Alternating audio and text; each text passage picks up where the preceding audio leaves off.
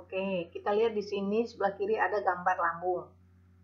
Ya, lambung itu merupakan salah satu bagian dari saluran cerna. Kalau kalian ingat jalur-jalurnya ya, di saat SMA dulu mulut, kerongkongan, lambung, usus halus, usus besar, kemudian anus ya. Nah, ini kita akan fokus dulu di lambung. Jadi lambung ini dia memproduksi cairan lambung 2,5 liter per hari. Karena itu kondisi di dalam lambung ini sangat asam. Ya, dengan pH 1-2. Nah, ada bagian yang mencegah asam ini naik ke esofagus, namanya esophageal sphincter. Dia barier yang mencegah asam naik ke esofagus. Kemudian barier di bawah itu ada pyloric sphincter, mencegah asam itu turun ke duodenum. Kenapa kita tidak mau naik ke atas atau turun ke bawah asamnya ini? Karena bisa menyebabkan kondisi yang tidak nyaman. Jadi asam yang disekresikan tuh yang familiar yang kalian dengar mungkin ini ya, asam klorida. Ya betul sekali. Kenapa kok harus ada asam klorida? Dia fungsinya mengaktifkan pepsinogen menjadi pepsin, juga dia membunuh bakteri ya yang masuk bersama dengan makanan. Kemudian juga dia menciptakan atau membuat suasana itu menjadi asam di dalam lambung supaya apa? Dibutuhkan untuk kerja hormon. Ya. Kemudian bagaimana asam klorida itu disekresikan, kemudian kondisi apa yang ditimbulkan, nanti akan kita bahas di gambar yang sebelah kanan. Baik, kalau kita lihat gambar di kanan ya, Ibu coba untuk ilustrasikan secara umum. Jadi ada beberapa sel yang berperan di sini. Yang pertama ketika kita makan ya, saraf itu mengirim sinyal ke sel parietal untuk mensekresikan asam klorida. Kemudian ada juga enterochromaffin sel ya, ICL sel yang akan mensekresikan histamin. Nah, histamin ini meningkatkan sekresi HCl di sel parietal. Kemudian ada juga G atau G cell. G cell ini mensekresikan gastrin. Gastrin berfungsi juga meningkatkan sekresi HCl. Lalu ada juga D cell. D cell yang mensekresikan somatostatin. Nah, dia berfungsi untuk menghambat sekresi HCl melalui 3 jalur. Yang pertama, dia menghambat G cell dalam memproduksi gastrin. Kemudian yang kedua, dia menghambat enterochromaffin cell like ICL dalam memproduksi histamin. Dia juga menghambat di sel parietalnya langsung, sel parietal, untuk memproduksi asam klorida. Lalu ada juga sel mukus atau regular epithelial cell yang memproduksi mukus. Nah, fungsi dari mukus ini adalah melindungi lambung dari infeksi bakteri dan dari suasana yang asam. Oke. Kemudian bagaimana regulasinya? Bagaimana proses keseimbangannya secara keseluruhan? Mari kita lihat.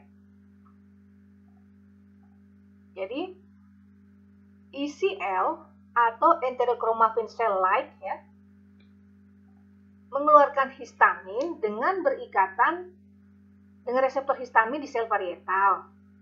Nah, kemudian ikatan ini akan menstimulasi proton pump.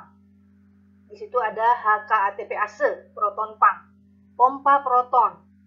Ya, ECL mengeluarkan histamin, histamin berikatan dengan reseptor, kemudian ikatan ini akan mengaktifasi proton pump untuk mengeluarkan HCl di lumen lambung.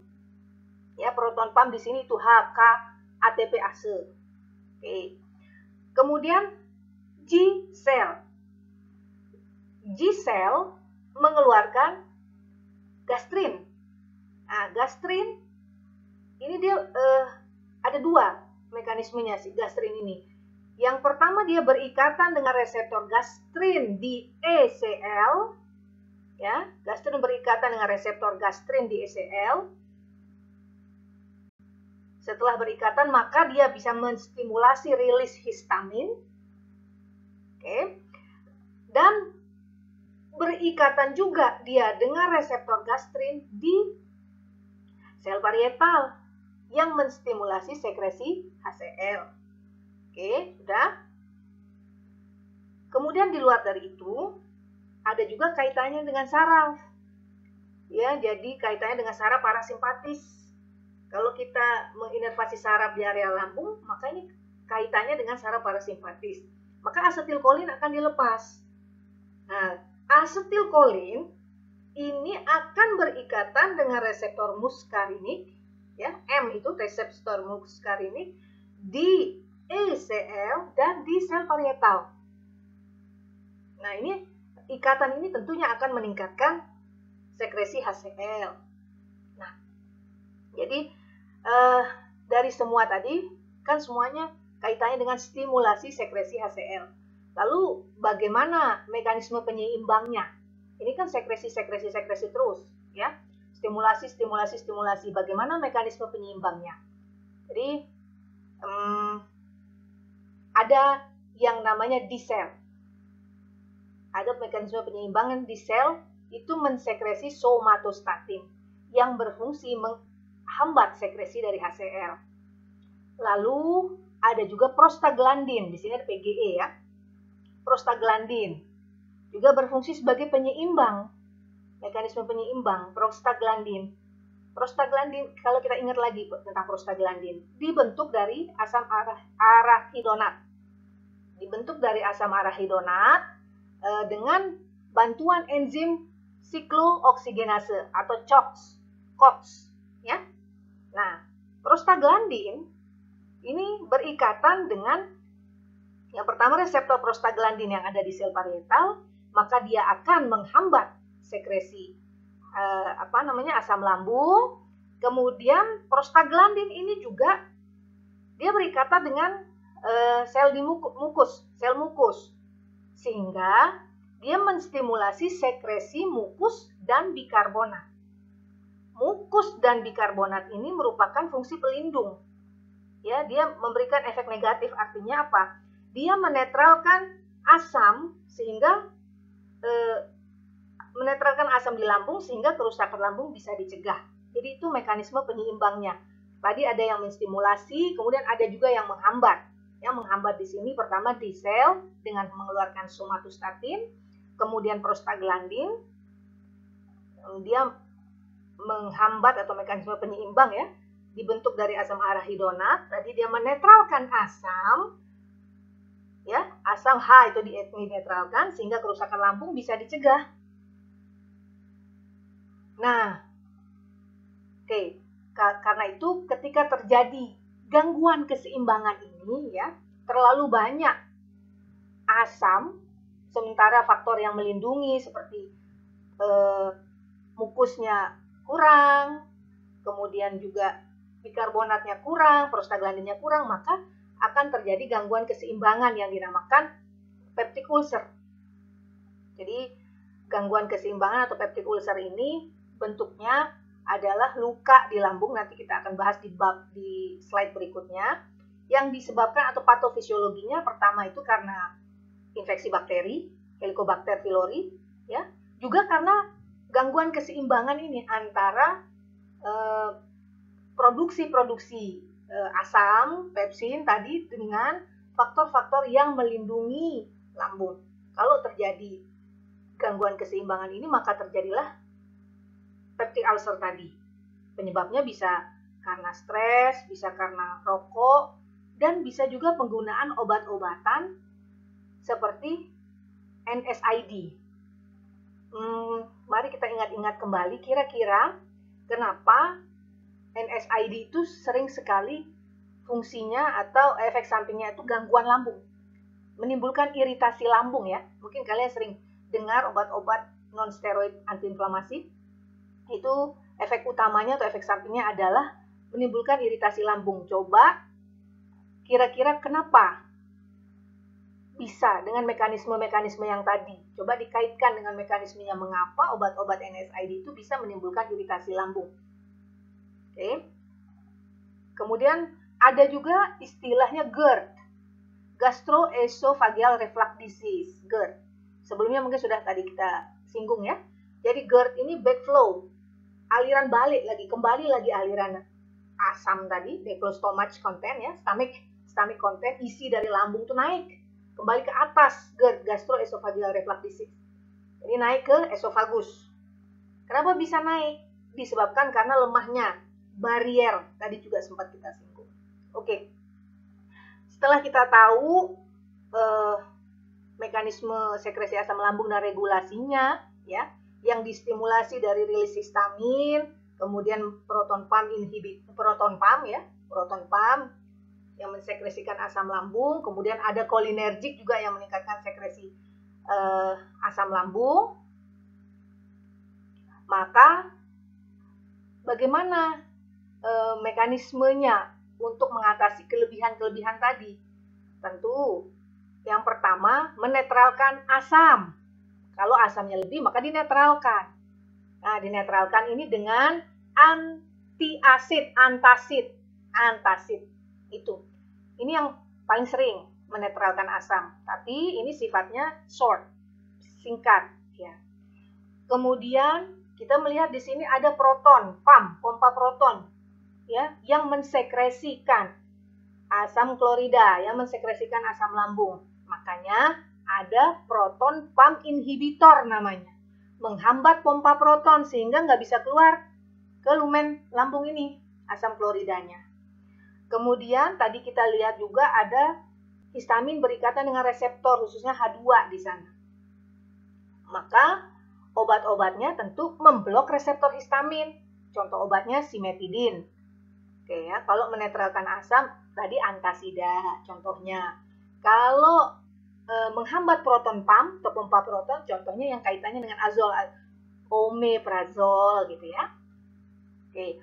Kemudian kalau dia menghambat reseptor H2 atau H2 blocker, contohnya simetidin.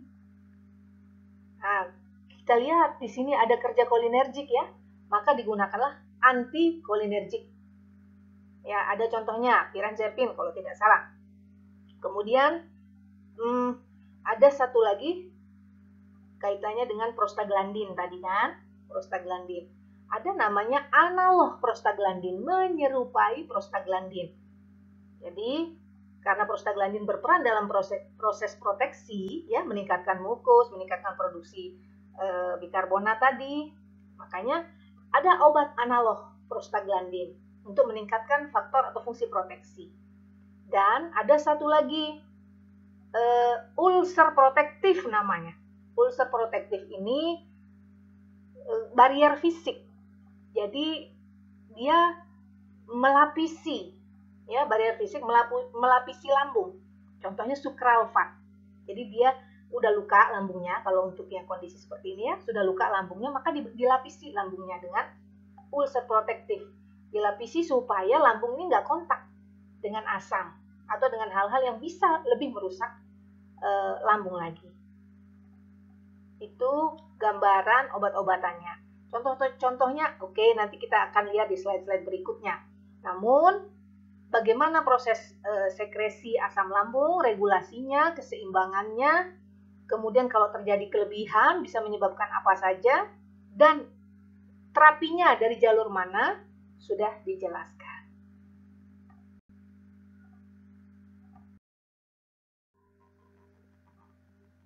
Ulcus pepticum atau peptic ulcer atau tukak lambung. Ulcus itu pengikisan atau erosi dari permukaan organ apapun ya, karena kerusakan jaringan yang melapisinya.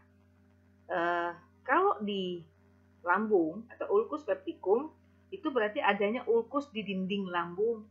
Kalau dia posisi lukanya ada di lambung, makanya dinamakan gastric ulcer atau gastric ulcer. Kalau ulkusnya di dinding duodenum, maka dia dinamakan duodenal ulcer. Jadi, ketika kita bicara tukak atau ulkus, itu terkait dengan luka di dinding. Luka di dinding, baik itu di lambung atau dinding duodenum. Jadi terjadi luka. Kenapa bisa terjadi luka? Itulah nanti yang akan kita atasi dengan farmakologi atau dengan terapi obat-obatan. Kenapa bisa terjadi lukanya seperti itu? Ya, gambaran yang dialami kalau orang dengan tukak lambung itu adalah burning pain. Jadi seperti nyeri kebakar, nyeri panas ya di daerah ulu hati atau epigastric region. Kemudian kalau khusus gastric ulcer itu nyerinya muncul saat kita makan atau minum. Nah, kalau duodenal ulcer, nyeri itu dirasakan 1 atau 2 jam setelah makan dan diperparah atau muncul dia pada malam hari. Jadi bedanya di sana antara gastrik dengan duodenal. Kalau gastrik saat kita makan itu timbul nyerinya. Kalau duodenal 1 atau 2 jam setelah makan. Kemudian gejala lain juga yang muncul ya, mual muntah, bahkan kalau tingkat keparahannya tinggi, maka muntahnya itu bisa sampai muntah darah yang dikenal dengan nama hematemesis. Itu untuk nyeri atau untuk peptic ulcer atau ulcus pepticum.